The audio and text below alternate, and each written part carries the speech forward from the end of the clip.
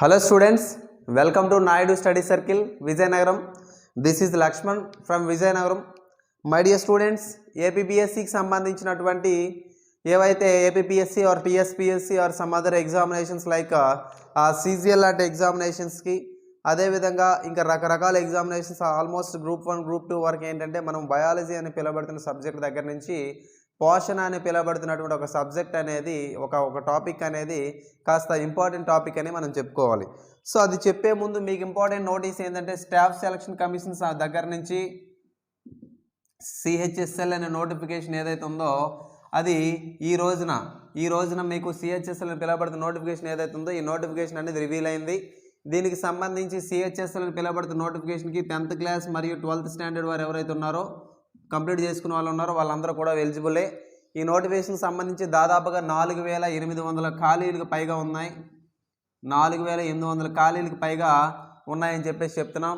ఈ నోటిఫికేషన్ సంబంధించి మనకి రాబోతున్నటువంటి మే నెలలో ఈ పరీక్ష అనేది జరగబోతూ ఉంది. ఈ పరీక్ష అనేది సాధారణంగా 100 క్వశ్చన్స్ ఉంటాయి. 100 క్వశ్చన్స్ ఇంటూ 2 200 మార్కులు అనేవి ఇవ్వబడుతుంది. అదేవిధంగా 100 క్వశ్చన్స్ అనేవి 60 నిమిషాల వ్యవధిలో మీరు ఆన్సర్ చేయాల్సి ఉంటుందమ్మా.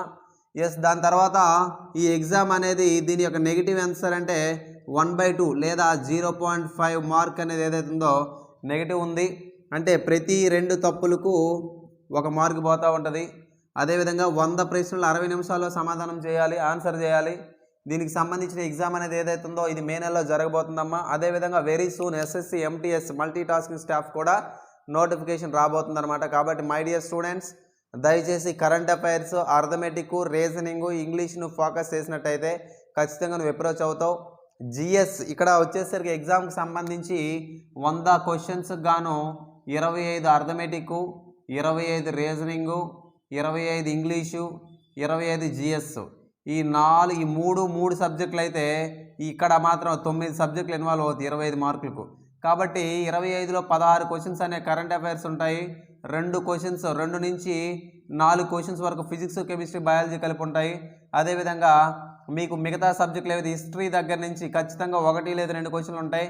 పాలిటీ నుంచి కేవలం ఆర్టికల్స్ అనేవి ఏవైతే ఉన్నాయో ఈ ఏరియా నుంచి క్వశ్చన్స్ అనేవి పడే అవకాశాలు ఉన్నాయన్నమాట. కాబట్టి ఓవరాల్గా మీకు ఇక్కడ 16 క్వశ్చన్స్ అయితే మాత్రం కరెంట్ అఫైర్స్ అనేవి మనము చదివినట్టయితే static GK and current affairs దగ్గర నుంచి మనకు కవర్ అవుతుందని చెప్పేసి చెప్తున్నా. సో మై డియర్ ఆస్పిరెంట్స్, దయచేసి CHSL నోటిఫికేషన్ అందరూ అప్లై చేయండి. ఎగ్జామ్ ఫీజు అనేది 100 రూపాయలు అనమాట. నా యొక్క రిక్వెస్ట్ ఏంటంటే దయచేసి ఈ ఎగ్జామ్కి సంబంధించి మీరు నెట్ సెంటర్కి వెళ్ళి అప్లై చేయడం అనేది బెటర్ సొల్యూషన్ అనమాట. ఎందుకంటే మన ల్యాప్టాప్స్లో, మొబైల్స్లో అప్లై చేసేటప్పుడు ఖచ్చితంగా తప్పులు దొరుకుతూ ఉన్నాయి. లాస్ట్ మినిట్లో మీరు రిజెక్ట్ అయిపోతారు అనమాట. కాబట్టి నాకు తెలిసిన స్టూడెంట్స్ చాలామంది కూడా ఇట్లనే రిజెక్ట్ అయినారు రీసెంట్గా జరిగినటువంటి CHSL నోటిఫికేషన్లో. సో మీరు కూడా వాళ్ళ తప్పు చేయొద్దని చెప్పేసి ఇంటిమేట్ చేస్తున్నా. సో లేట్ చేయకుండా మనం టాపిక్లోకి వెళ్ళిపోదామమ్మా. ఏంటి టాపిక్ సార్ అంటే పోషణ అని పిలువబడుతున్నట్టు ఒక టాపిక్ గురించి మాట్లాడుతున్నా. సార్ పోషణ అంటే ఏంటి? పోషణ అంటే ఏదైనా ఒక జీవి అనేది తన యొక్క మనుగడ సాధించాలి అంటే ఖచ్చితంగా దానికి ఏం కావాలంటే ఆహారం కావాలి. మరి ఆహారం ద్వారా ఏమొస్తుంది సార్ అంటే శక్తి వస్తుంది. ఏమొస్తుందమ్మా? శక్తి వస్తుంది. మరి ఆహారం అనేది శరీరానికి ఏ రూపంలో అందిస్తామంటే పోషకాల రూపంలో అందిస్తాము. ఏ రూపంలో అందిస్తామమ్మా? పోషకాల రూపంలో అందిస్తాము. మరి ఈ పోషకాలు అనేవి ఏవైతే ఉన్నాయో వీటిని మనం ఏమని పిలుస్తామంటే న్యూట్రియంట్స్ అని చెప్పేసి మనం పిలుస్తాం. ఏమని పిలుస్తామమ్మా? న్యూట్రియంట్స్ అని పిలుస్తాం. అయితే శరీరానికి పోషకాలను అందించడాన్ని ఏమంటామంటే మనము పోషణ అని చెప్పేసి పిలుస్తాం. ఏమని పిలుస్తామా? శరీరానికి పోషకాలను అందించడాన్ని మనం ఏమంటామంటే పోషణ అని చెప్పేసి మనం పిలుస్తాం. ఈ పోషణని ఇంగ్లీష్లో ఏమంటామంటే న్యూట్రిషన్ అని చెప్పేసి మనం పిలుస్తాం. ఏమని పిలుస్తామమ్మా? న్యూట్రిషన్ అని చెప్పేసి పిలుస్తాం. కాబట్టి హెడ్డింగ్ ఏమవుతుందమ్మా? న్యూట్రిషన్ అనేది ఏదైతే ఉందో ఇదే మన యొక్క ప్రజెంట్ కరెంట్ టాపిక్ అనేది చెప్పొచ్చు. సో న్యూట్రిషన్ అంటే పోషణ అని చెప్పాను. ఏమని చెప్పానమ్మా? పోషణ అని చెప్పేసి న్యూట్రిషన్ అని చెప్పాను. ఇట్లాంటి న్యూట్రిషన్ అనేది ఏదైతే ఉందో న్యూట్రిషన్ అంటే ఏంటి? The procurement of nutrients is called as nutrition అని చెప్పేసి చెప్తున్నా. ఏం చెప్తున్నామ్మా? Procurement of nutrients is called as nutrition అని చెప్పేసి చెప్తున్నా. అవునా? సో అదేవిధంగా ఇక్కడ న్యూట్రిషన్ అంటే ప్రొక్యూర్మెంట్ ఆఫ్ న్యూట్రియంట్స్ అన్న అంటే ఏంటి? శరీరానికి కావలసినటువంటి పోషకాలను అందించడాన్నే న్యూట్రిషన్ అంటారు అని చెప్పేసి నేను అన్నాను. ఏమన్నానమ్మా? న్యూట్రిషన్ అంటారు అని చెప్పేసి అన్నా. సో ఇప్పుడు ఇట్లాంటి న్యూట్రిషన్ అని చెప్పేసి నేను చెప్తున్నా కాబట్టి నేనేమంటున్నానంటే స్టడీ ఆఫ్ న్యూట్రిషన్. ఏదమ్మా? Study of nutrition. Study of nutrition ఏమంటాం మనం? దీన్నే ట్రోపాలజీ అని పిలుస్తాం. ఏమని పిలుస్తామమ్మా? ట్రోపాలజీ అని చెప్పేసి మనం పిలవడం జరుగుతుంది. ఏమని జరుగుతుంది? ట్రోపాలజీ అని చెప్పేసి మనం పిలవడం జరుగుతుంది అనమాట. అయితే సో స్టడీ ఆఫ్ న్యూట్రిషన్ నేను ఏమంటున్నానమ్మా? ట్రోపాలజీ అని చెప్పేసి పిలుస్తున్నాం. ఏమని పిలుస్తున్నాము? ట్రోపాలజీ అనేది ఏదైతే ఉందో ఇదే స్టడీ ఆఫ్ న్యూట్రిషన్ అని చెప్పేసి పిలుస్తున్నాం. ఏమని పిలుస్తున్నామా? స్టడీ ఆఫ్ న్యూట్రిషన్ అని చెప్పేసి పిలుస్తున్నాం. సో నీకు ట్రోపాలజీ అంటే ఏంటో తెలుసు, న్యూట్రియంట్ అంటే ఏంటో తెలుసు, న్యూట్రిషన్ అంటే ఏంటో తెలుసు. సో ఇప్పుడు ఏమంటున్నాను నేను? న్యూట్రియంట్స్ అంటే ఎవరనేది నీకు తెలియాలి first of all. So nutrients అంటే ఎవరంటే పోషకాలు అని చెప్పాను. ఏం చెప్పానమ్మా? పోషకాలు అని చెప్పాను. మరి ఈ పోషకాలని ఎవరెవరిని అంటారు? ఏదమ్మా? పోషకాలు అని చెప్పి ఎవరెవరిని అంటారని చెప్పేసి మన క్వశ్చన్. సో పోషకాలు అని చెప్పి ఎవరెవరిని అంటారంటే నాన్న ఇగోండి కార్బోహైడ్రేట్లను. ఎవరినమ్మా? కార్బోహైడ్రేట్లను. అదేవిధంగా ప్రోటీన్లను. ఎవరినమ్మా? ప్రోటీన్లను. జాగ్రత్తగా విను. ప్రోటీన్లను. అదేవిధంగా లిపిడ్స్ను. ఏదమ్మా? లిపిడ్స్ను లేదా ఫ్యాట్స్ను. లిపిడ్స్ లేదా ఫ్యాట్స్ అని అంటాం. అదేవిధంగా మినరల్స్ అంటాం. ఏమంటామమ్మా? మినరల్స్ అంటాము. అదేవిధంగా తర్వాత వైటమిన్స్ అని పిలుస్తాం. ఏమని పిలుస్తామమ్మా? వైటమిన్స్ అని పిలుస్తాము. అదేవిధంగా నెక్స్ట్ ఎవరిని పిలుస్తామంటే వాటర్ని తీసుకుంటాం. వాటర్ని మనం మినరల్ అనం, ఎందుకంటే యూనివర్సల్ సాల్వెంట్, శరీరానికి అవసరం అంతే. ఓకేనా? సో ఇట్లా మనం 5 తీసుకున్నాం. సార్ ఒక్కొక్కటి తెలుగులో చెప్పండి సార్ అంటే కార్బోహైడ్రేట్ అని చెప్పేసి మనం ఏదైతే ఉందో కార్బోహైడ్రేట్కి సంబంధించినటువంటి అంశం. సో కార్బోహైడ్రేట్ తెలుగులో ఏమంటే కార్బోహైడ్రేట్ లేదా పిండి పదార్థాలు అని చెప్పేసి పిలుస్తాం. ఏమని పిలుస్తామమ్మా? పిండి పదార్థాలు అని చెప్పేసి పిలుస్తాం. జాగ్రత్తగా విన్నానా? ఓకేనా? అదేవిధంగా ప్రోటీన్లు ఏమని పిలుస్తాం? ప్రోటీన్లను మాంసకృత్తులు అని చెప్పేసి పిలుస్తాం. ఏమని పిలుస్తామా? మాంసకృత్తులు అని చెప్పేసి మనం పిలుస్తాము. అదేవిధంగా లిపిడ్స్ లేదా ఫ్యాట్స్ అని చెప్పేసి ఏదైతే ఉందో లిపిడ్స్ లేదా ఫ్యాట్స్ అని చెప్పి ఏదైతే ఉందో వీటిని మనం లిపిడ్స్ లేదా ఫ్యాట్స్ని ఏమంటామమ్మా? ఫ్యాట్స్ అంటే కొవ్వులు అని చెప్పేసి మాట్లాడతాం. ఏం మాట్లాడతామమ్మా? కొవ్వులు అని చెప్పి మనం మాట్లాడతాం. అదేవిధంగా మినరల్స్ అని చెప్పాను చూడండి, మినరల్స్. మరి మినరల్స్ అంటే ఏంటి? ఫస్ట్ ఫ్యాట్స్కి సంబంధించి మాట్లాడదాం. ఫ్యాట్స్ అంటే ఏంటన్నా? కొవ్వులు అని చెప్పేసి మనం చెప్తాం. ఏమని చెప్తాం? కొవ్వులు అని చెప్పేసి మనం చెప్తాం. అదేవిధంగా మనం మినరల్స్ని ఏమని పిలుస్తాం? మినరల్స్ని ఖనిజాలు అని చెప్పేసి మనం పిలుస్తాం. ఏమని పిలుస్తామమ్మా? ఖనిజాలు అంటాం. ఏమంటాము? ఖనిజాలు అంటాం. సో జాగ్రత్తగా విను. మినరల్స్ అంటే ఖనిజాలు అని చెప్పేసి నేను పిలుస్తున్నాను. మరి వైటమిన్స్ని ఏమంటారు సార్? వైటమిన్స్ని తెలుగులో కూడా విటమిన్లు అని చెప్పేసి మనం ఏమంటామమ్మా? విటమిన్లు అని చెప్పేసి మనం పిలుస్తాము. ఏమమ్మా? విటమిన్లు అని చెప్పేసి మనం పిలుస్తాం. చూడండి, కార్బోహైడ్రేట్లు, ప్రోటీన్లు, లిపిడ్స్, మినరల్స్, వైటమిన్స్ లేదా విటమిన్లు ఏవైతే ఉన్నాయో నాన్న ఇక్కడ రాసినటువంటి 5 ఏవైతే ఉన్నాయో వీటినే నేనేమంటున్నానంటే పోషకాలు అని చెప్పేసి అంటున్నాను. ఏమంటున్నామా? పోషకాలు లేదా న్యూట్రియంట్స్. ఏమంటాం? న్యూట్రియంట్స్ అంటే ఏమంటామమ్మా? న్యూట్రియంట్స్. మరి శరీరానికి న్యూట్రియంట్స్ని అందించడాన్ని ఏమంటాము? శరీరానికమ్మా ఈ న్యూట్రియంట్స్ని అందించడాన్నే మనం ఏమని పిలుస్తామంటే న్యూట్రిషన్ అని చెప్పేసి పిలుస్తాం. ఏమని పిలుస్తామమ్మా? న్యూట్రిషన్ అని పిలుస్తాం. మరి స్టడీ ఆఫ్ న్యూట్రిషన్ ఏంటన్నా? స్టడీ ఆఫ్ న్యూట్రిషన్ అంటే ట్రోపాలజీ. ఏంటమ్మా? ట్రోపాలజీ. ఫైన్, ఇక్కడ దాకా అర్థమైంది కదా. నెక్స్ట్ ఇప్పుడు నీకు ట్రోపాలజీ అనేది తెలిసేసింది అంటే న్యూట్రిషన్కి సంబంధించినటువంటి బేసిక్ అంశాలు నీకు తెలుసు.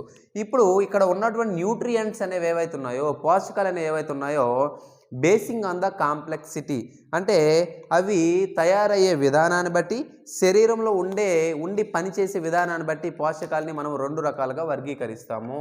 ఎన్ని రకాలుగా వర్గీకరిస్తామమ్మా? 2 రకాలుగా వర్గీకరిస్తున్నాం.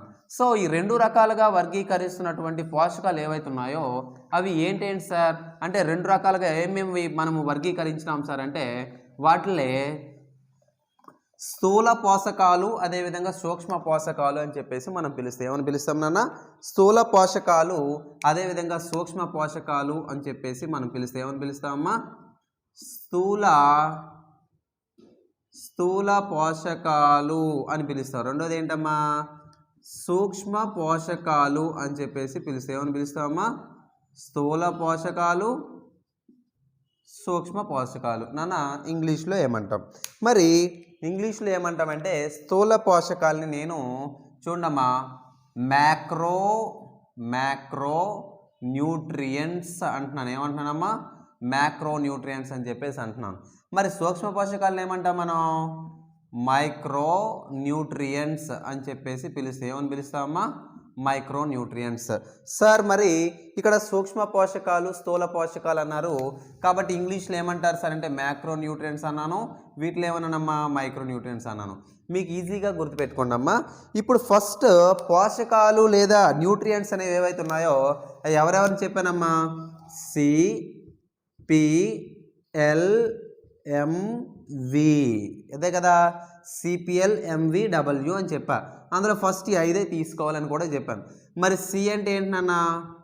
సి అంటే ఏంటమ్మా చెప్పండి వెనకాల? కార్బోహైడ్రేట్స్. ఏమన్నానమ్మా? కార్బోహైడ్రేట్స్. తర్వాత పీ ఫర్ ప్రోటీన్స్ అని చెప్పేసి అంటున్నాను. ఏమంటున్నామా? ప్రోటీన్స్. నెక్స్ట్ ఇక్కడ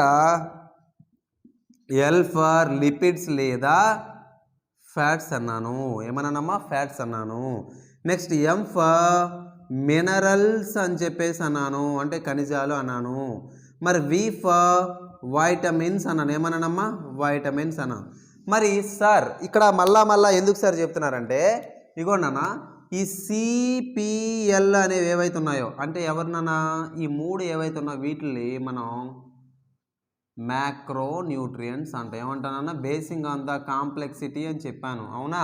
సో మ్యాక్రో న్యూట్రియంట్స్. మరి రెండింటిని ఏమంటారమ్మా? మైక్రో న్యూట్రియంట్స్ అని చెప్పేసి అంటారు. ఏమంటారమ్మా? Micro nutrients. ఏమంటాం? మైక్రో న్యూట్రియంట్స్ అని చెప్పేసి మనం పిలుస్తాం. ఫైన్, ఓకేనా? మ్యాక్రో న్యూట్రియంట్స్ తెలుసు, మైక్రో న్యూట్రియంట్స్ నీకు తెలుసు. ఇక్కడ దాకా అర్థమైంది కదా. తర్వాత అమ్మా ఇప్పుడు శరీరంలో చూడండి, శరీరంలో ఈ పోషకాలను తీసుకున్న తర్వాత ఆహారం ద్వారా ఆహారాన్ని పోషకాల రూపంలో తీసుకుంటాం కదా. తీసుకున్న తర్వాత లోపలికి వెళ్ళి డైజెస్ట్ అవుతాయి కదా, అంటే జీర్ణం అవుతాయి కదా. జీర్ణమైన తర్వాత ఏమవుతాయి తెలుసా? శక్తిని ఉత్పత్తి చేస్తాయి. దేన్ని ఉత్పత్తి చేస్తాయమ్మా? శక్తిని ఉత్పత్తి చేస్తాయి. మరి శక్తిని ఉత్పత్తి చేసేటప్పుడు ఏ రూపంలో ఉత్పత్తి చేస్తాయని చెప్పేసి నీ క్వశ్చన్ అడుగుతున్నా. మరి శరీరంలో శక్తిని ఉత్పత్తి చేస్తాయన్నాను కదా సార్. ఈ శక్తిని ఏ రూపంలో ఉత్పత్తి చేస్తాయి? ATP రూపంలో ఉత్పత్తి చేస్తాయి. మరి శక్తిని ఎలా కొలుస్తారు సార్ అంటే శక్తిని ఎల్లప్పుడూ కూడా క్యాలరీల రూపంలో కొలుస్తారు. ఎట్లా కొలుస్తారమ్మా? క్యాలరీల రూపంలో కొలుస్తారు. మరి క్యాలరీల రూపంలో కాకుండా ఇంకెలా కొలుస్తారు సార్ అంటే థర్మల్ యూనిట్స్, థర్మల్ ప్రమాణాల్లో కూడా కొలుస్తారు. ఎట్లా కొలుస్తారమ్మా?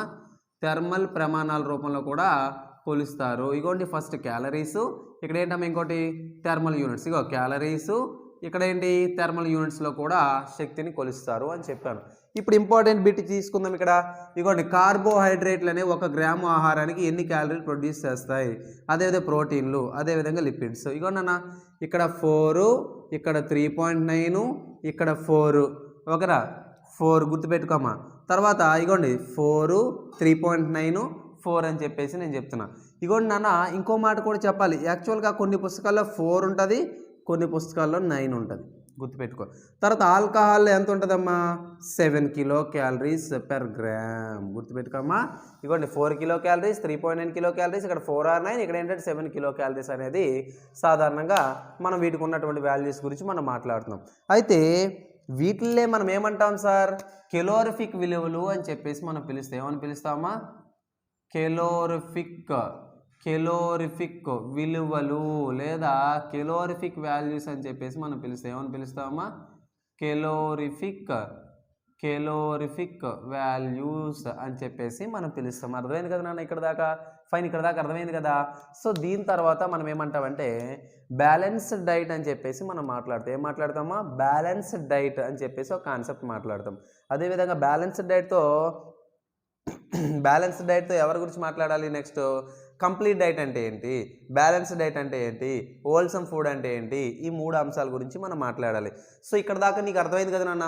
ఇక్కడ రఫ్ చేస్తున్నా, ఇది చెరిపేస్తున్నా, నువ్వు ఫాస్ట్ చేసుకొని దీనికి సంబంధించిన అంశాలు ఏవైతే ఉన్నాయో ఇది నువ్వు నోట్ చేసుకుంటే ఖచ్చితంగా నీకు గుర్తొచ్చింది అనమాట. ఓకేనా.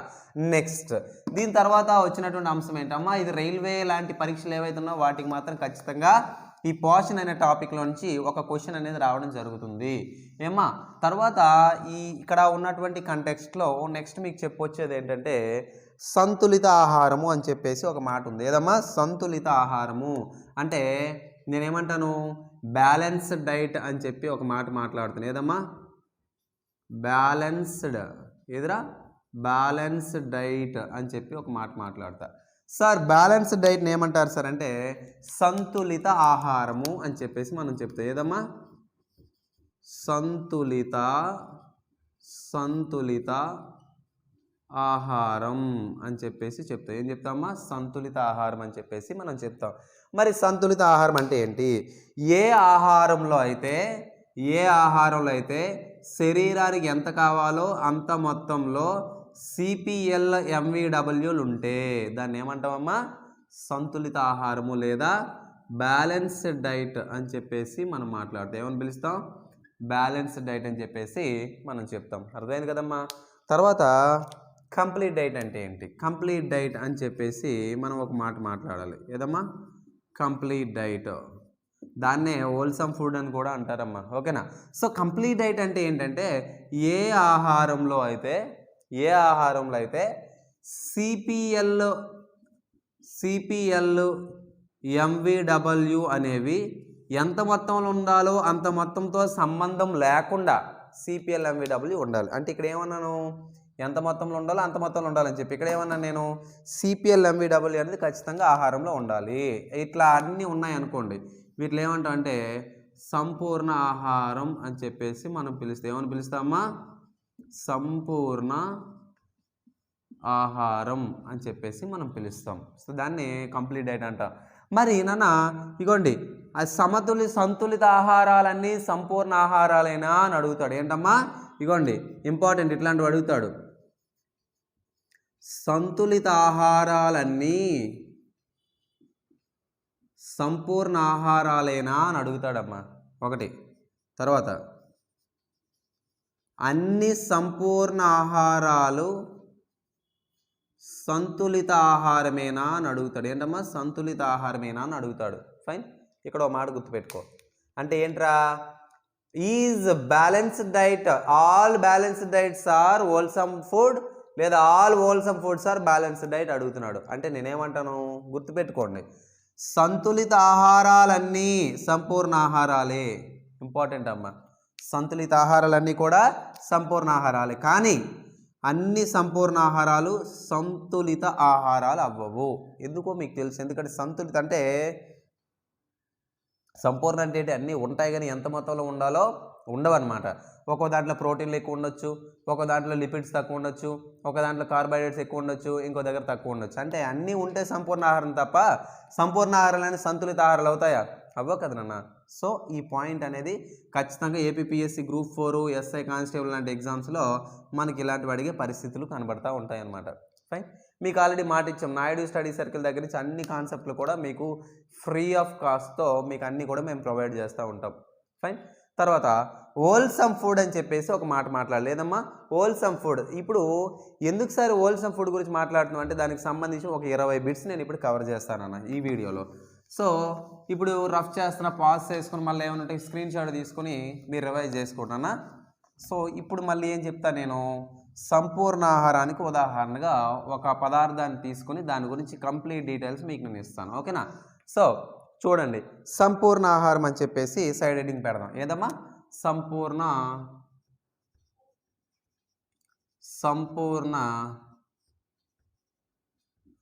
ఆహారం అని చెప్పేసి చెప్తారు. ఏదమ్మా, సంపూర్ణ ఆహారం అని చెప్పేసి నేను అంటున్నాను. ఏదంటున్నాను, సంపూర్ణ ఆహారం.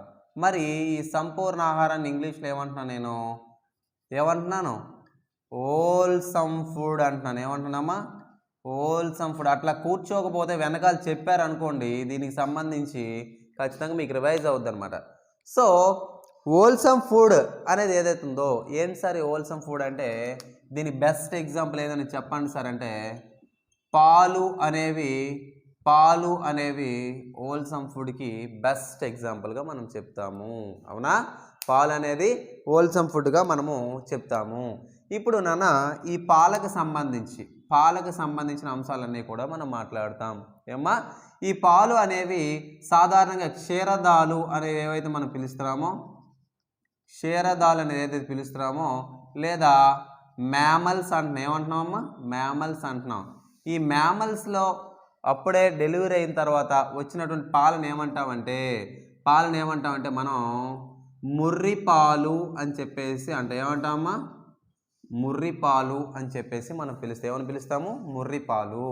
మరి ముర్రి పాలు అనేవి ఏవైతే ఉన్నాయో ఖచ్చితంగా అప్పుడే పుట్టినటువంటి నవజాత శిశువు ఎవరైతే ఉన్నారో శిశువుకు ఇవ్వాలి. ఎవరికి ఇవ్వాలమ్మా? శిశువుకు ఖచ్చితంగా ఇవ్వాలి. మరి శిశువుకు ఖచ్చితంగా ఇవ్వాలి అంటున్నాను. ఎందుకు ఇవ్వాలంటే because this milk is having high antibodies, అంటే ఎక్కువ ప్రతిదేహాలు ఉంటాయి. ఏముంటాయమ్మా? ఎక్కువ ప్రతిదేహాలు అనేవి ఉంటాయి. కాబట్టి ఇగోండి ఇక్కడ రాసిన ప్రతిదేహాలు అని చెప్పేసి చెప్తున్నాను. ఏదమ్మా? ప్రతిదేహాలు అని చెప్పేసి నేను పిలుస్తున్నా. అవునా? తర్వాత ఈ పాలకు సంబంధించి ఇంకేం చెప్పాలి సార్ అంటే ముర్రి పాలు అని చెప్పాను కదా. ఈ పాలలో ఏ బి డి ఈ అండ్ కే అనే పిలువబడుతున్నటువంటి విటమిన్లు అనేవి పాలలో ఉంటాయి. ఓకేనా? మరి పాలలో లేని విటమిన్ ఏదంటే విటమిన్ సి. ఏదన్నా? Vitamin C. మరి విటమిన్ సి యొక్క రసాయనం ఏంటి? ఆస్కార్బిక్ ఆమ్లము అని చెప్పేసి మనం పిలుస్తాం. ఏమని పిలుస్తామమ్మా? ఆస్కార్బిక్ ఆమ్లము అని చెప్పేసి మనం పిలుస్తాం. అవునా? నెక్స్ట్ నాన్న పాలు అనేవి ఏవైతే పాలు అనేవి ఉన్నాయో పాలు అనేవి తెలుపు రంగులో ఉండడానికి కారణం ఏంటి? పాలు అనేవి తెలుపు రంగులో ఉండడానికి గల కారణం ఒకటోది విటమిన్ ఏ అయితే కొంచెం పాలు అనేవి పసుపు పచ్చగా ఉండడానికి గల కారణం ఏంటంటే B2 లేదా రిబోఫ్లావిన్ లేదా రైబోఫ్లావిన్ అని చెప్పేసి మనం పిలుస్తాం. ఏదమ్మా? రైబోఫ్లావిన్ అని చెప్పేసి మనం పిలుస్తాం. అవునా? మరి ఇట్లాంటి పాలు అనేవి ఏవైతే ఉన్నాయో వీటికి సంబంధించిన అంశం ఇంకేమన్నా ఉన్నాయి సార్ అంటే ఈ పాలు అనేవి ఎమల్షన్ అనే పిలువబడుతున్నటువంటి ఒకదానికి ఉదాహరణ. అదేనమ్మా? పాలు అనేవి దేనికి ఉదాహరణ? ఎమల్షన్ అని పిలువబడుతున్న దానికి ఉదాహరణగా మనం చెప్తాం. మరి ఎమల్షన్ ఎందుకంటామంటే ఏదైనా ఒక ద్రవ పదార్థం దగ్గర నుంచి సపరేట్ అయి పైన అణువులు తేలియాడుతూ ఫ్రీగా ఫ్లోట్ అవుతూ ఉంటే దాన్ని ఏమంటామంటే ఎమల్షన్ అంటాం. మరి ఎమల్షన్కి ఉదాహరణగా పాలు మనం తీసుకున్న ఇంకో ఉదాహరణ ఎవరిని తీసుకుందంటే రబ్బర్ని తీసుకోవచ్చు. దేన్ని తీసుకోవచ్చమ్మా? రబ్బర్ని తీసుకోవచ్చు. మరి రబ్బర్ యొక్క శాస్త్రీయ నామం ఏంటి?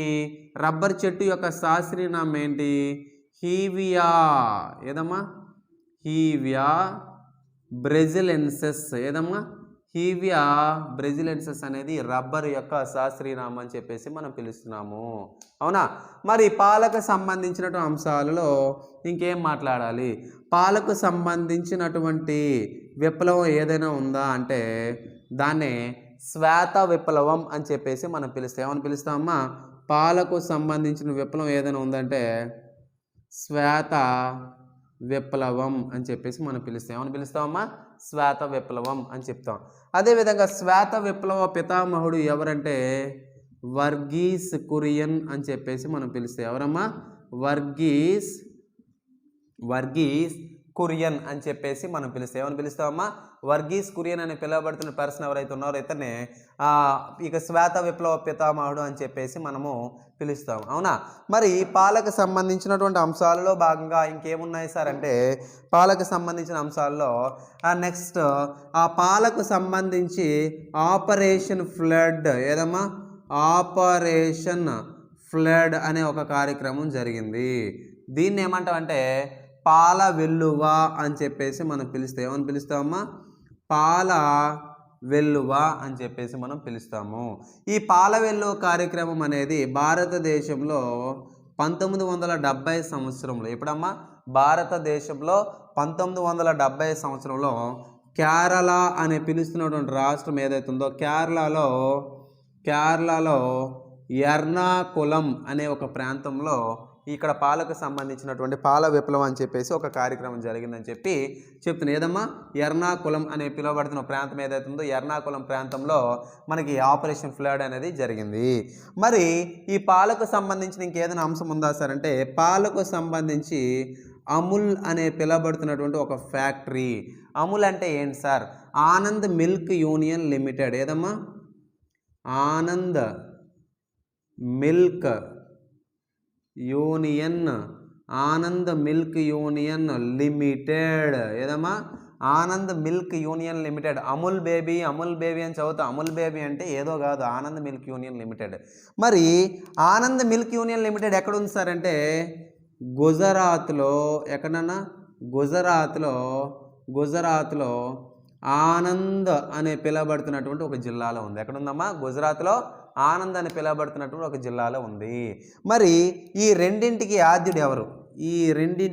ఎవరంటే చూడండి, ఆపరేషన్ ఫ్లడ్, అదేవిధంగా అమూల్కి ఇంకా ఏంటి ఎన్డిడిబి అని చెప్పి ఒక మాట ఉంది. ఏదమ్మా ఎన్డిడిబి అంటే ఏంటి? National dairy development board. ఏంటమ్మా? నేషనల్ డైరీ ఏదన్నా నేషనల్ డైరీ డెవలప్మెంట్ బోర్డ్. ఏదమ్మా? నేషనల్ డైరీ డెవలప్మెంట్ బోర్డ్ అంటే ఏంటి sir? National dairy development board అనేది ఏదైతే ఉందో ఈ నేషనల్ డైరీ డెవలప్మెంట్ కూడా మీకు మాట చెప్పాలి. National dairy development chairman Amul, అదేవిధంగా ఆపరేషన్ ఫ్లడ్ శ్వేత విప్లవ పితామహుడు అంటే ఫాదర్ ఆఫ్ వైట్ రెవల్యూషన్ అని కూడా పిలుస్తాయి. ఇతను ఏమంటామా? Father of white revolution. అదే శ్వేత విప్లవం అని చెప్పేసి తెలుగులో రాసింది, ఇప్పుడు ఇంగ్లీష్లో రాసింది అంతే. ఓకేనా? సో చూడండి, ఎన్డిడిపికి అమూల్కు ఆపరేషన్ ఫ్లడ్కు అధిపతి ఎవరంటే అతను ఎవరో కాదమ్మా, వర్గీస్ కురియన్ అని చెప్పేసి మనం పిలుస్తాం. ఏమని పిలుస్తామా? వర్గీస్ కురియన్ అని చెప్పేసి మనం పిలుస్తాం. ఏమని పిలుస్తాము? వర్గీస్ కురియన్. రాసుకోండి ఈ జాతి చూడండి. వర్గీస్ కురియన్కి సంబంధించి ఇగోండి వర్గీస్ కురియన్ ఇక్కడ రాసింది. చూడండి ఎవరెవరికి ఏంటేంటి లింక్ అని చెప్పేసి చాలా జాగ్రత్తగా రాస్తున్నాం, మీరు జాగ్రత్తగా రాసుకోండి. ఓకేనా? అదేవిధంగా ఈ పాలకు సంబంధించినటువంటి అంశాల్లో భాగంగా నేనేమంటానంటే ఈ పాలలో ఉండే ఎంజైమ్స్ ఏవి, వైటమిన్స్ ఏవి, ఇట్లా రకరకాల అంశాలు కూడా నేను ఈ వీడియోలో మీకు కవర్ చేయబోతున్నాను. అవునా? సో ఈ పాలకు సంబంధించిన అంశాలలో భాగంగా పాలలో, ఓకేనా, పాలలో ఉన్నటువంటి అంటే మీకు చెప్పాను కార్బోహైడ్రేట్లు, ప్రోటీన్లు, లిపిడ్లు, అదేవిధంగా ఆర్ ఫ్యాట్స్ అని చెప్పాను, మినరల్స్, అదేవిధంగా వైటమిన్స్ అని చెప్పేసి చెప్పాను. నెక్స్ట్ వాటర్ అని కూడా మీకు చెప్పాను. ఏమని చెప్పానమ్మా? వాటర్ అని కూడా మీకు చెప్పాను అనమాట. ఓకేనా? సో వాటర్ అని చెప్పాను. సో జాగ్రత్త చూడండి, పాలలో ఉన్నటువంటి కార్బోహైడ్రేట్ ఏంటి చూడన్నా. పాలలో ఉన్నటువంటి కార్బోహైడ్రేట్ ఏది? ఇది చాలా ఇంపార్టెంట్. అవునా?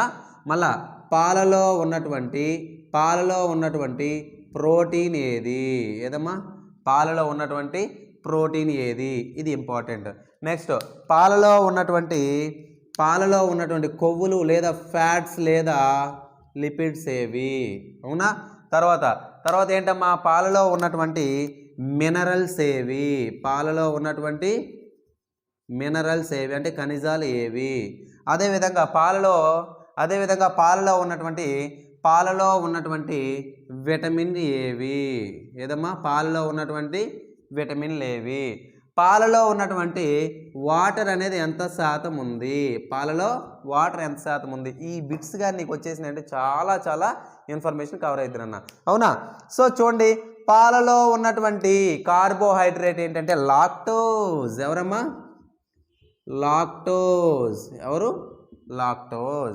వీటి యొక్క ప్రతి పనితీరు కూడా నేను మళ్ళీ చెప్తా, ఇదే క్లాస్లో చెప్తా, తొందరపడద్దు. ఓకేనా? జస్ట్ బిట్స్ మీకు ఫ్రేమ్ చేస్తున్నాను, ఎలా అయినా కూడా మీరు ఆన్సర్ చేసే విధంగా.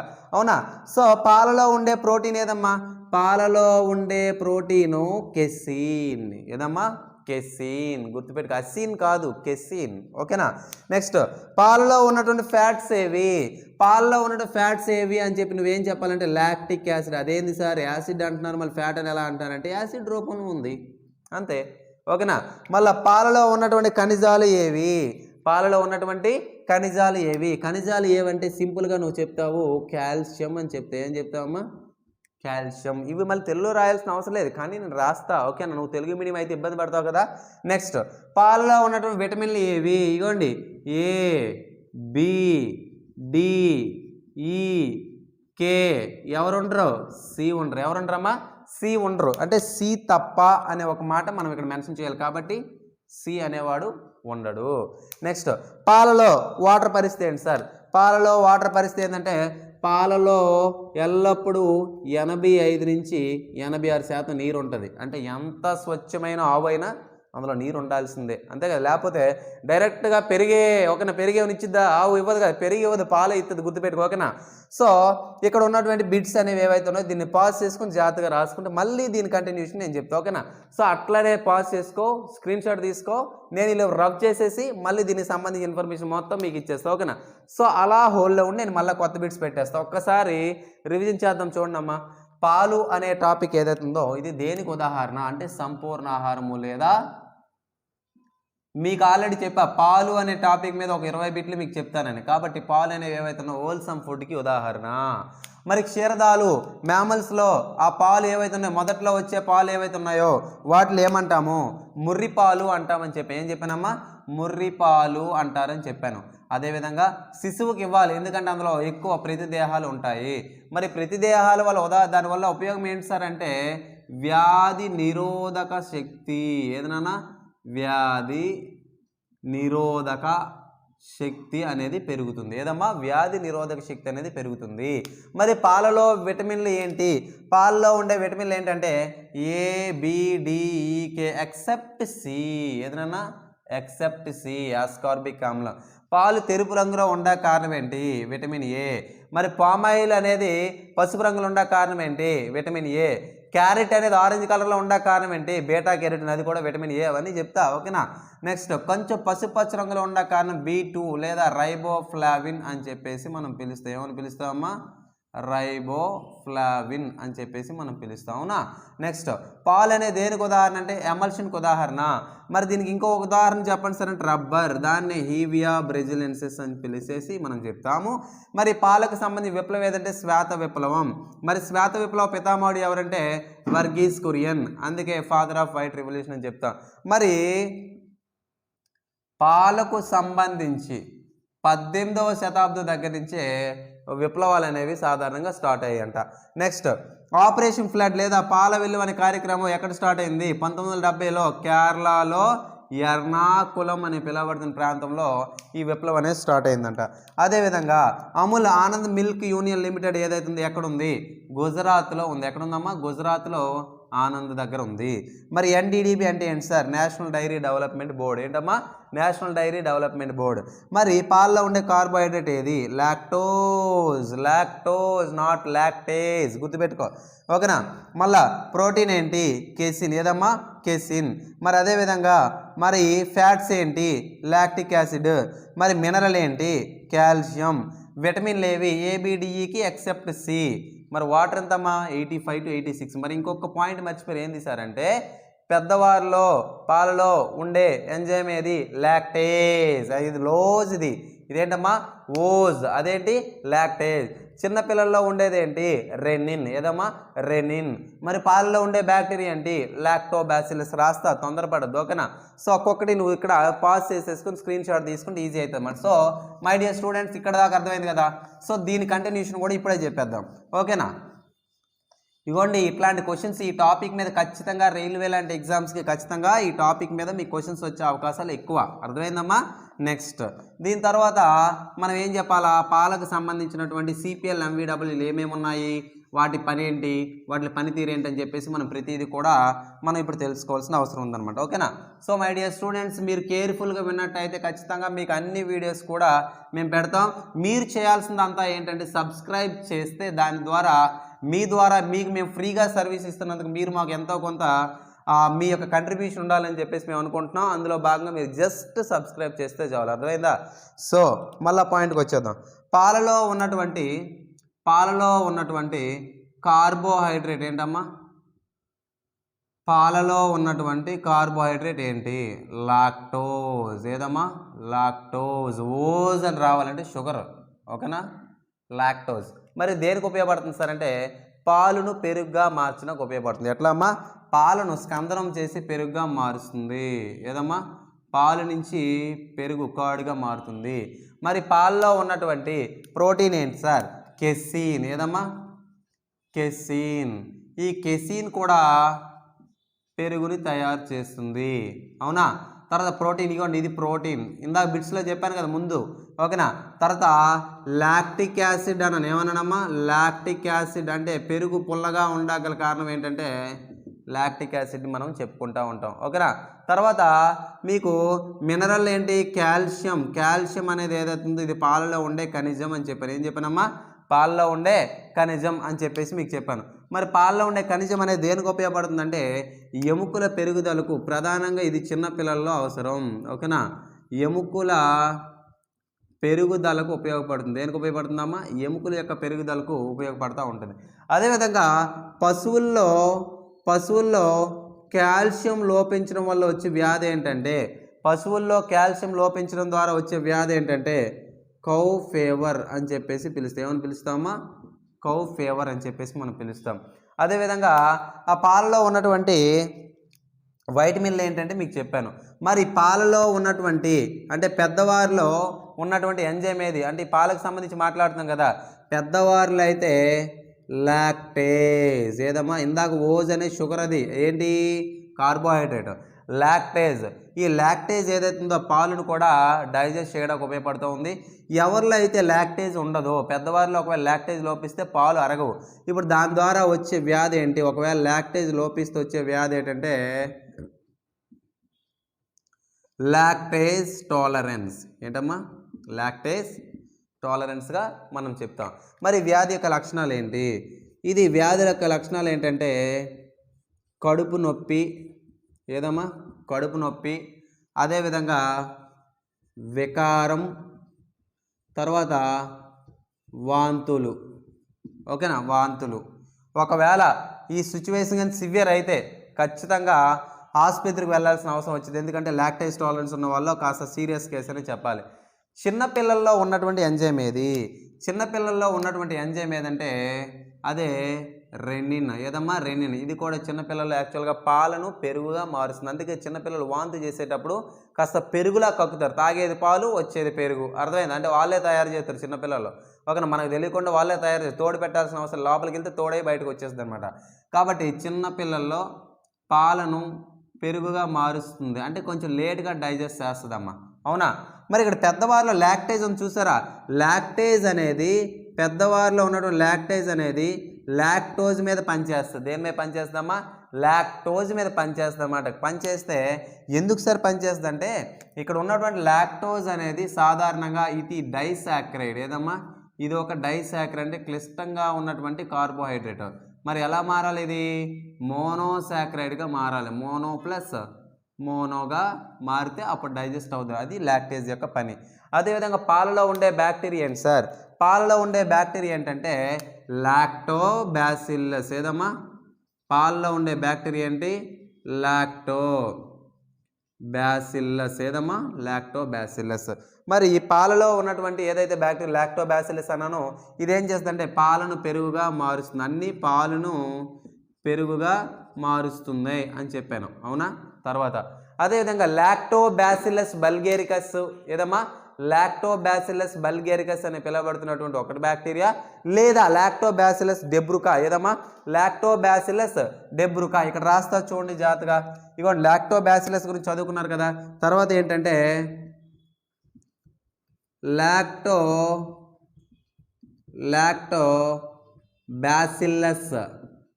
లాక్టోబాసిల్లస్ డెబ్రుకా, ఆర్ దీనికి ఇంకో పేరేంటి? లాక్టోబాసిల్లస్ బల్గేరికస్. ఇంకొకటి. ఓకేనా? లాక్టోబాసిల్లస్ బల్గేరికస్. ఏదమ్మా? లాక్టోబాసిల్లస్ బల్గేరికస్ అని పిలువబడుతున్నవి ఏవైతున్నాయి ఈ బ్యాక్టీరియాలో. ఇది సాధారణంగా స్వీట్ షాపుల్లో మన తినే పదార్థం కూడా తయారవుతుంది. ఏంటది? యాగర్ట్ తయారవుతుంది. ఏం తయారవుతుందమ్మా? యోగర్ట్ అనేది తయారవుతుంది. ఇక్కడ రాస్తా చూడండి, YOGHURT యోగర్ట్ అనేది తయారవుతుంది అనమాట. ఇది పాలలో ఉన్నటువంటి బ్యాక్టీరియా గురించి మనం మాట్లాడాం, అవునా. తర్వాత మీకు ఇంకో మాట కూడా చెప్పాలమ్మా, పాలను నిల్వ చేసే పద్ధతులు అని చెప్పేసి ఒక మాట ఉంది. ఏదమ్మా, పాలను నిల్వ చేసే పద్ధతులు అని చెప్పేసి ఒక మాట ఉంది. ఈ పాయింట్స్ ఇక్కడ దాకా అర్థమయ్యాయి కదా. దీని తర్వాత పాలను నిల్వ చేసే పద్ధతుల గురించి మనం మాట్లాడదు. కేర్ఫుల్గా వినండి అమ్మా. ఈ పాలను నిల్వ చేసే పద్ధతులు అనేవి ఏవైతే ఉన్నాయో వీటికి సంబంధించినటువంటి అంశాలు మాట్లాడదాం. అమ్మా, పాలను నిల్వ చేసే ప్రక్రియను, ఓకేనా, పాలను నిల్వ చేసే ప్రక్రియను ఎవరు కనుక్కున్నారని చెప్పేసి క్వశ్చన్. ఏదమ్మా, పాలను నిల్వ చేసే ప్రక్రియను ఎవరు కనుక్కున్నారు?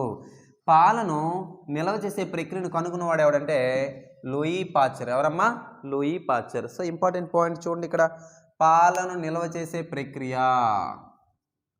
చూడమ్మా, పాలను నిల్వ చేసే ప్రక్రియ ఏంటి సార్? పాలను నిల్వ చేసే ప్రక్రియ ఏదైతే ఉందో దాన్ని మనం ఏమంటామంటే పాశ్చరైజేషన్ అని చెప్పేసి మనం పిలిస్తే ఏమని పిలుస్తామమ్మా? పాశ్చరైజేషన్. అంటే the preservation of milk is called as pasteurisation. అంటే ఏమంటామమ్మా? పాశ్చరైజేషన్. ఇగోండి రాస్తున్నా చూడండి, పాశ్చరైజేషన్. ఏమంటాం? పాశ్చరైజేషన్.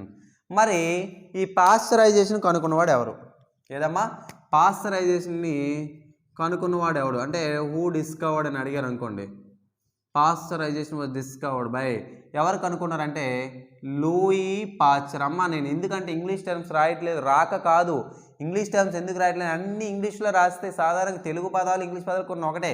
లూయి పాశ్చర్ అంటారు కదా ఇంగ్లీష్లో. ఇప్పుడు నా పేరు లక్ష్మణ్, దాన్ని ఇంగ్లీష్లో కూడా లక్ష్మణ్ అని అంటారు కదా. స్పెల్లింగ్ కోసం తెలుసుకోవాలి తప్ప పెద్ద అవసరం, టైం వేస్ట్ కదా.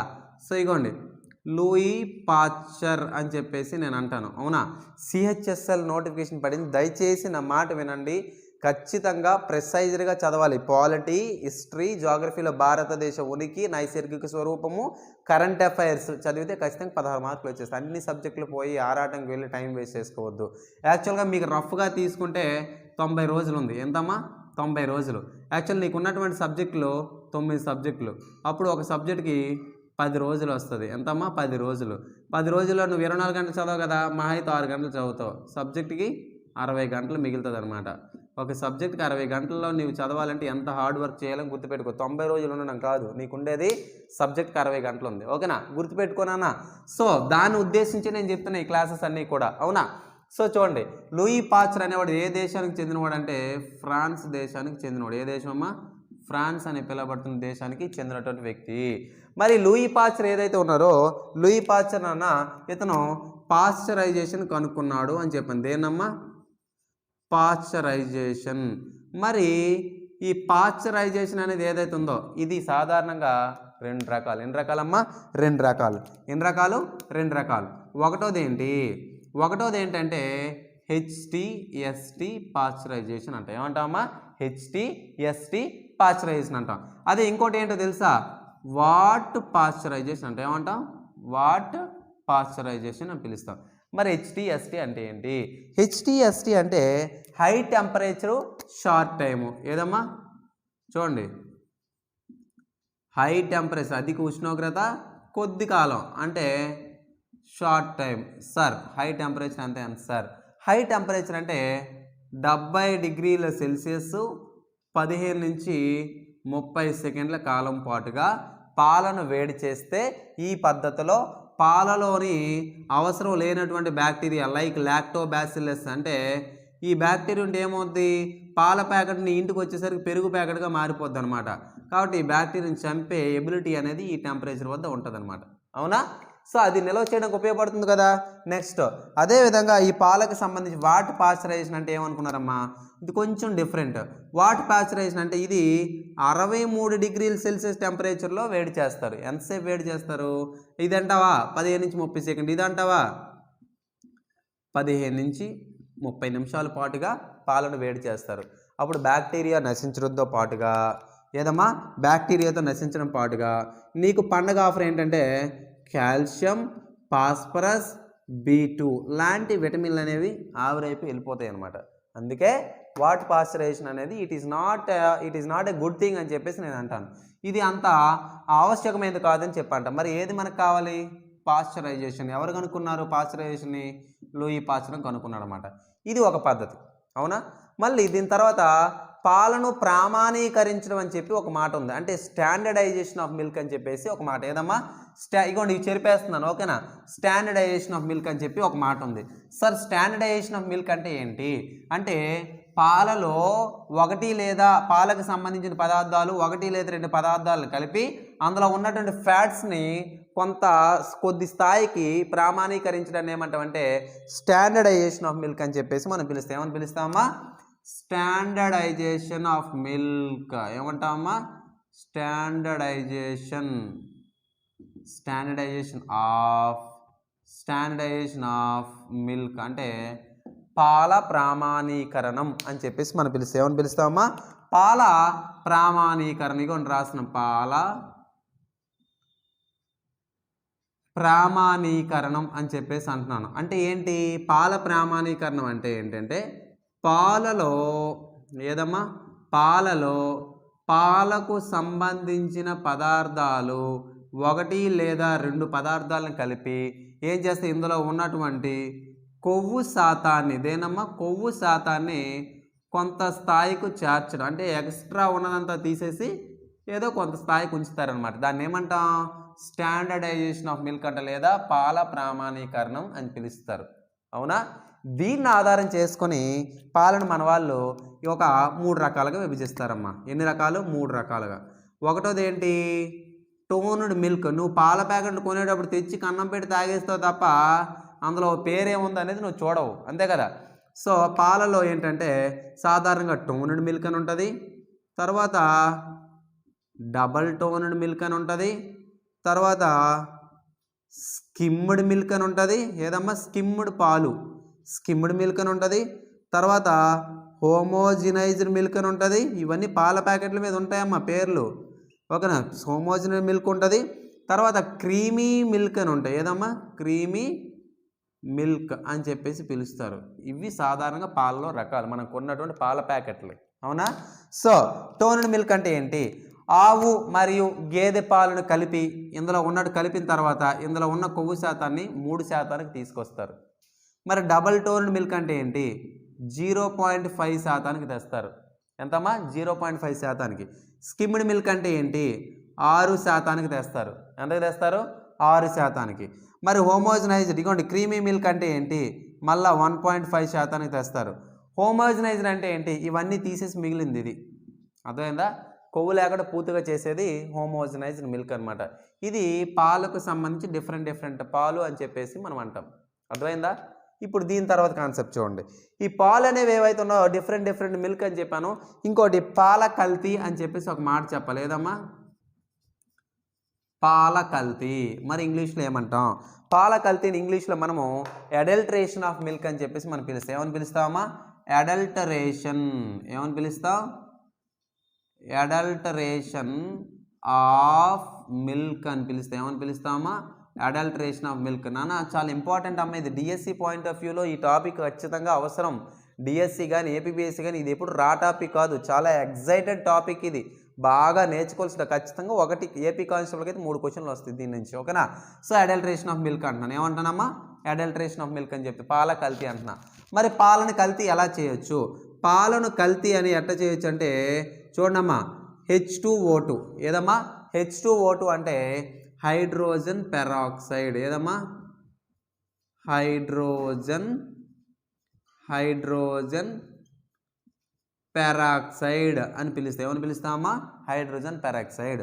మళ్ళా C6H12O6 గ్లూకోజ్ని కలపవచ్చు. పాలను కల్తీ చేయాలంటే హైడ్రోజన్ పెరాక్సైడు, గ్లూకోజు, తర్వాత సుక్రోజు, తర్వాత సాల్ట్, తర్వాత షుగరు, తర్వాత ఫార్మాలిన్. ఏదమ్మా? ఫార్మాలిన్, తర్వాత ఎసిటిక్ యాసిడ్, తర్వాత కాస్టిక్ సోడా, తర్వాత వైట్ పెయింట్. ఏదమ్మా? వైట్ పెయింట్, ఇట్లా రకరకాల పదార్థాలు కలిపి పాలను మనము కల్తీ చేయొచ్చంట. మీరు ఎప్పుడు చేయొద్దు, అర్థమైందా? ఇట్లా చేయొచ్చు అని చెప్తున్నాను అంతే. సో చూడమ్మా ఎగ్జాంపుల్, మళ్ళా హైడ్రోజన్ పెరాక్సైడ్ని కలిపి కల్తీ చేయొచ్చు, గ్లూకోజ్ని, సుక్రోజ్ని, సాల్ట్ని. అర్థమవుతుందా? పాట కాదు, చాలా ఇంపార్టెంట్ బిట్, అర్థమైందా? సో ఇదేంటి, షుగర్ని, ఫార్మాలిన్ని, కాస్టిక్ సోడా, వైట్ పెయింట్, ఇట్లా రకరకాల ఇంకా చాలా పదార్థాలు కలపవచ్చు. సో ఇట్లా రకరకాల పదార్థాలు కలిపి పాలను మనము కల్తీ చేయొచ్చంట. ఓకే, కల్తీ చేసాం, బాగానే ఉంది. అయితే దీనికి సంబంధించినటువంటి ఇంకో బిట్ మనం చెప్తున్నాం. ఏంటంటే ఈ పాల కల్తీకి సంబంధించి నాన్న మీకు పాలు అనే టాపిక్ గురించి చెప్పాడు, ఒక మాట చెప్పడం మర్చితున్నాయి. ఏంటి, వరల్డ్ హెల్త్ ఆర్గనైజేషన్ ఏం చెప్పిందంటే అప్పుడే పుట్టిన పిల్లలు ఎవరైతే ఉన్నారో వాళ్ళకి 0 నుంచి 6 నెలల వరకు, ఎన్నాళ్ళమ్మా, 0 నుంచి 6 నెలల వయసు వచ్చే వరకు పాలు, తల్లిపాలని ఇవ్వడం అనేది శ్రేష్టంగా వాళ్ళు చెప్పారు. ఏం చెప్పారమ్మా, 0 నుంచి 6 సంవత్సరాలు కాదు బిడ్డ, గుర్తుపెట్టుకో, 0 నుంచి 6 నెలల కాలం వరకు తల్లిపాలు అనేది ఇవ్వాలి. ఏమన్నారమ్మా, తల్లిపాలు ఇవ్వాలి. ఎందుకు తల్లిపాలు ఇవ్వాలని, ఇమ్యూనిటీ పవర్ ఇస్తే అందులో ప్రోటీన్స్ అవన్నీ ఏవైతే అధికంగా ఉంటాయి బాగా బలం వస్తాయి అన్నమాట. ఓకేనా? తర్వాత ఇప్పుడు నేను ఏమంటానమ్మా, కల్తీ గురించి మాట్లాడుతున్నాను. ఏదమ్మా, కల్తీ. ఓకేనా? గల్తీ కాదు, కల్తీ గురించి మాట్లాడుతున్నా, పాల కల్తీ. అమ్మా FSSAI అనే ఒక సంస్థ 2006వ సంవత్సరంలో దీన్ని ఢిల్లీలో నెలకొల్పారు. ఎక్కడ నెలకొల్పారమ్మా, ఢిల్లీలో. మరి FSSAI అంటే ఏంటంటే చూడమ్మా, ఫుడ్ సేఫ్టీ. ఏదమ్మా, ఫుడ్ సేఫ్టీ స్టాండర్డ్స్. ఏదమ్మా, ఫుడ్ సేఫ్టీ స్టాండర్డ్స్ అథారిటీ. ఏదమ్మా, అథారిటీ. చూడండి జాగ్రత్త, చూడండి, అథారిటీ ఆఫ్ ఇండియా. ఏదమ్మా, food safety standards authority of India అని పిలువబడుతున్నటువంటి ఒక సంస్థ. ఇగోండమ్మా, food safety standards authority of India. ఓకేనా? Food FSSAI. ఏదమ్మా, food safety standards authority of India అని చెప్పి ఒక సంస్థ ఉంది. ఏదమ్మా, food safety standards authority of India. ఇది ఎక్కడుందమ్మా, 2006లో ఢిల్లీలో నెలకొల్పారంట. ఈ సంస్థ ఏం చెప్పింది తెలుసా, ప్రతి సంవత్సరం, ఏదమ్మా, ప్రతి సంవత్సరం భారత్లో 68% పాలు అనేవి ఏవైతే ఉన్నాయో, ఎంతమ్మా, 68% పాలు అనేవి కల్తీ అవుతున్నాయి అని చెప్పేసి FSSAI అని పిలువబడుతున్నటువంటి ఒక సంస్థ చెప్పింది. అబ్రివేషన్ చాలా ఇంపార్టెంట్ అన్న. ఇగోండి,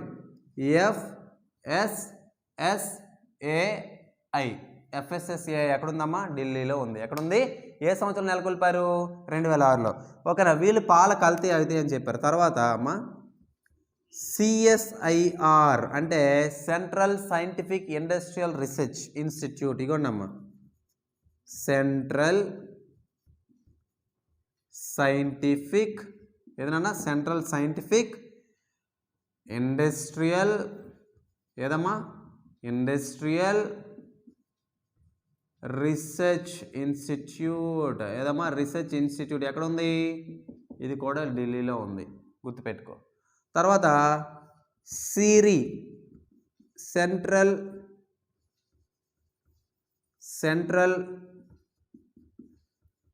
ఎలక్ట్రానిక్స్ అండ్ ఇంజనీరింగ్.